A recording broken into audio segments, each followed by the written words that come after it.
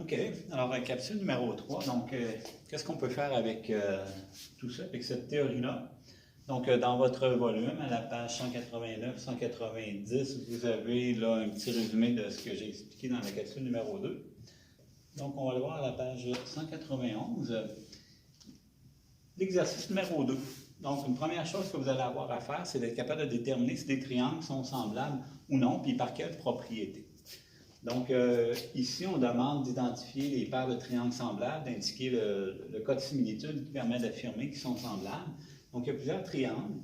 Bon, on regarde des angles de 41 degrés à quelques endroits. Ici, il n'y a pas d'angle, que des mesures. 63, 63, bon.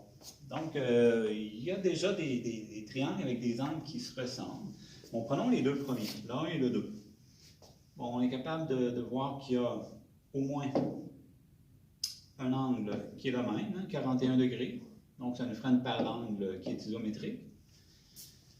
J'en ai pas d'autres ici. J'ai des mesures de côté, mais ici, j'ai aucune mesure de côté. Donc, je ne peux pas vraiment comparer ces deux triangles-là et être capable de déterminer s'ils vont être semblables ou non. Ici, le triangle numéro 6, j'ai le même angle. Donc, j'aurai une paire d'angles qui est isométrique, 41 degrés.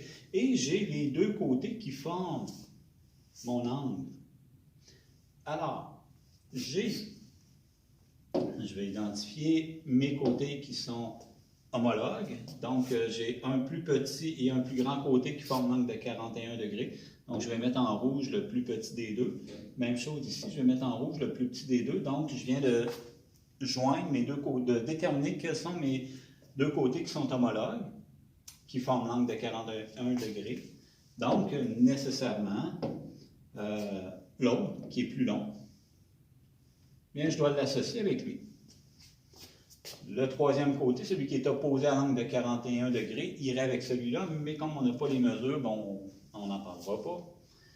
Alors ici, je pourrais déterminer mon rapport de similitude K à partir de mes deux côtés verts, donc le côté de 4,7. Et je vais faire un rapport en le divisant par 5,875. Si on effectue le rapport, faites la division entre les deux, vous allez obtenir 0,8.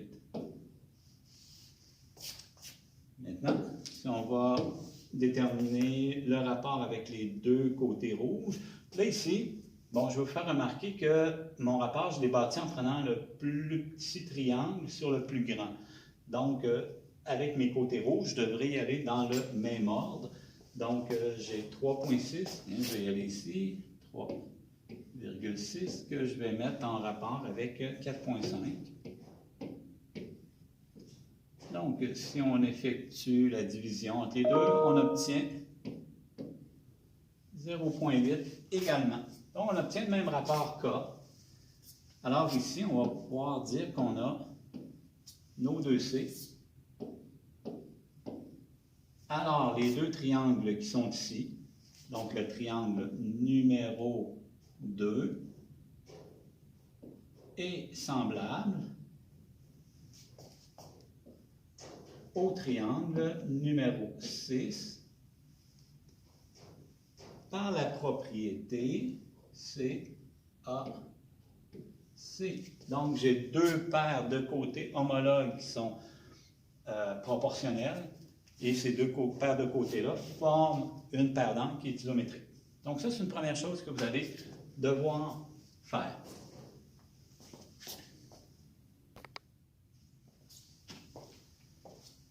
Alors, la deuxième chose que vous allez devoir être capable de faire avec les triangles qui sont semblables, donc c'est à partir de deux triangles.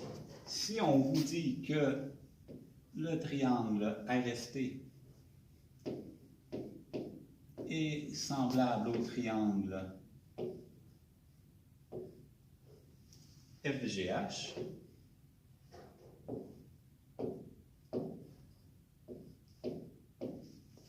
ça veut dire que les côtés de ces triangles-là sont proportionnels. Alors, on pourrait vous poser comme question de déterminer la valeur, la longueur du côté FG. Alors, comment on va s'y prendre? Premièrement, il faut identifier quels sont les côtés qui sont homologues. Bon, je vois deux côtés qui mesurent 11 cm, ça ne veut pas dire qu'ils sont homologues. OK? On n'a pas mis les mesures d'angle, mais on a mis les symboles qui sont ici. Alors, si je prends l'angle qui est avec un arc de cercle ici, bien le côté qui est en face, donc son côté opposé, comme je retrouve le même angle ici, bien, le côté qui est ici, c'est son côté homologue.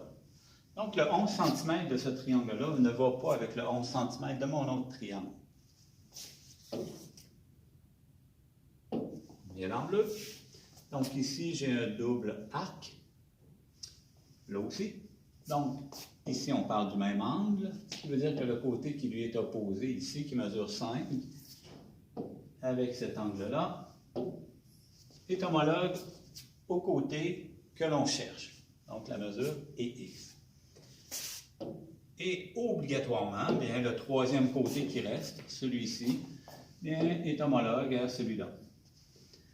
Alors, si je veux déterminer la mesure d'un côté, je dois bâtir une proportion. Une proportion, c'est un rapport d'égalité entre... C'est deux rapports qui sont en égalité. Donc là, je vais prendre les deux côtés verts parce que je connais les mesures. Je vais établir mon rapport, soit 11 sur 14, ou 14 sur 11, peu importe. Tiens, je vais y aller avec le grand sur le petit. Je cherche la mesure FG, donc le côté X que j'ai mis en bleu. Donc, je dois l'associer avec son côté homologue qui mesure 5. Je dois y aller dans le même ordre ici. Donc, mon 14 provient de ce triangle-là. Alors, je vais commencer mon deuxième rapport avec une mesure qui provient du même triangle et je vais la diviser par son côté homologue. Alors, 14 sur 11 doit être égal à X sur 5. Parce que les deux triangles sont semblables. C'était mentionné dès le départ.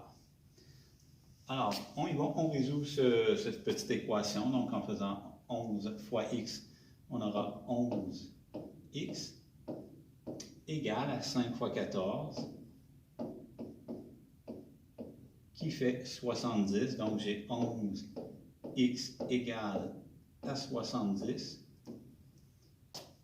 Alors, en divisant par 11, pour isoler la variable x, on va trouver comme mesure de x, qui est la mesure de FG.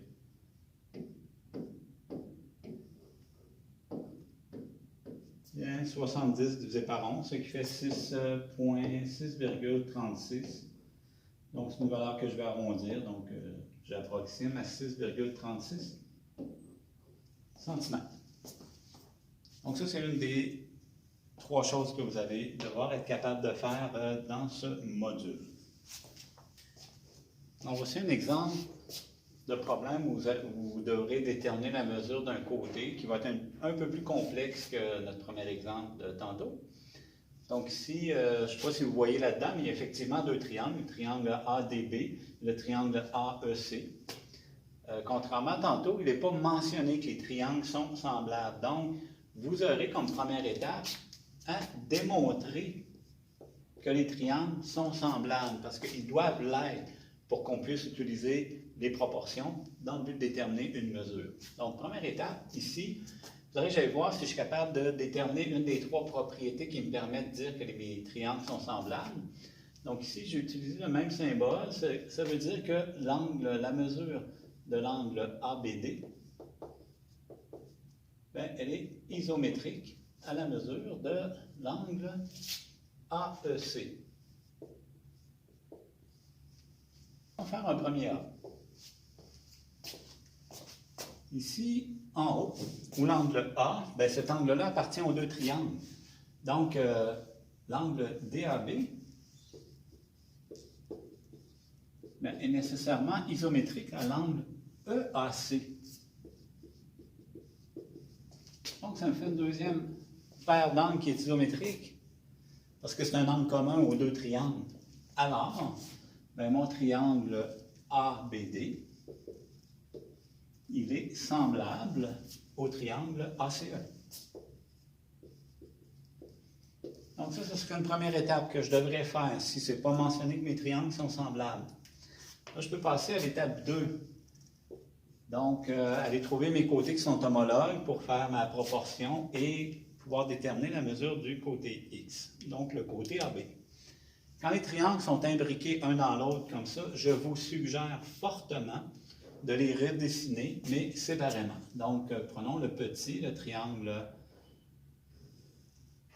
A, B, D, et on va y mettre les mesures connues. Donc, cette mesure-là mesure 3 cm, 6, et c'est la valeur qu'on cherche.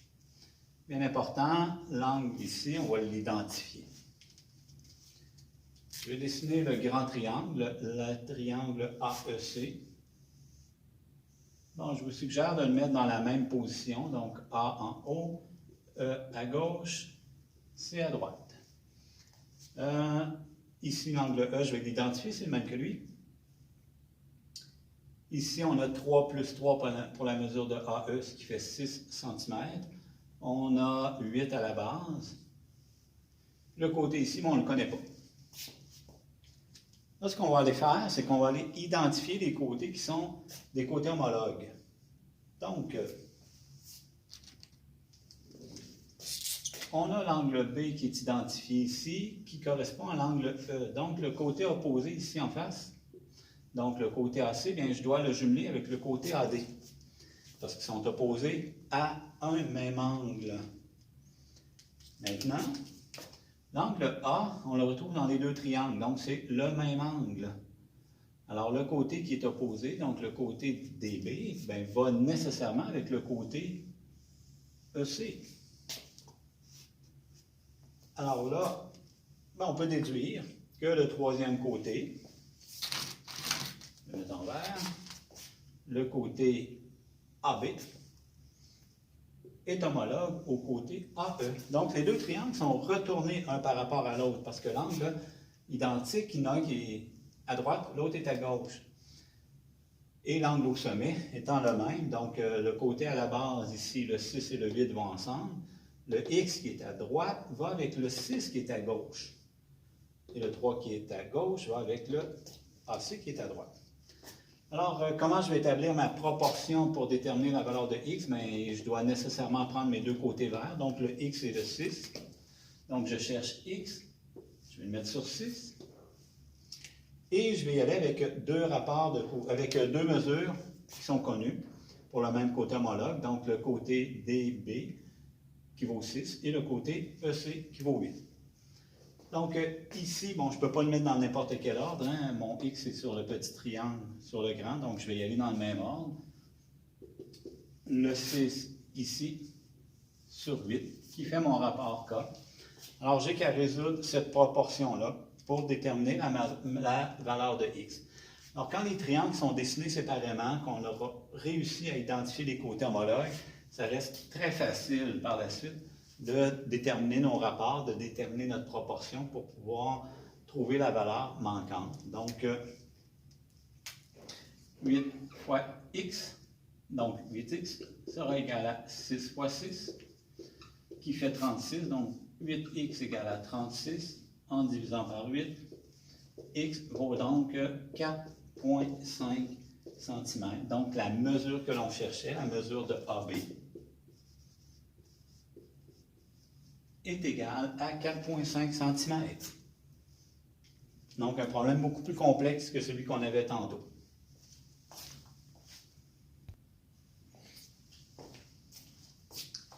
Alors, troisième et dernière chose que vous allez devoir faire dans ce module, mais comme la semaine dernière, où vous deviez démontrer que des triangles pouvaient être isométriques. Donc ici, on va démontrer que des triangles peuvent être semblables. Alors, si j'ai deux triangles ici, le triangle ACI et BDI, il y a certaines informations qui sont là, donc on pourrait dire par hypothèse ou des données du problème. On a la mesure de l'angle CAI qui vaut 74 degrés. On a la mesure de l'angle AIC qui vaut 45 DIB qui vaut 61. Et le segment CD et le segment AC sont séquentes au point I. Donc, on va y aller avec une table affirmation-justification. Ben, je peux dire que l'angle BID est égal à 45 degrés. Donc, je peux affirmer ça. Pourquoi? Parce que c'est des angles qui sont, on va dire, opposés.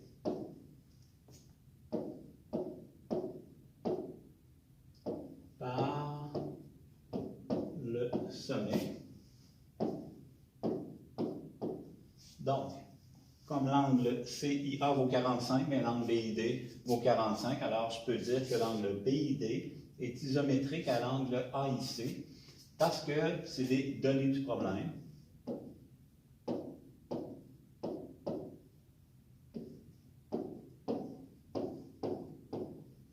Et qu'on vient de démontrer que BID est égal à 45 degrés. Donc, on aurait un premier A ici, une paire d'angles qui est isométrique.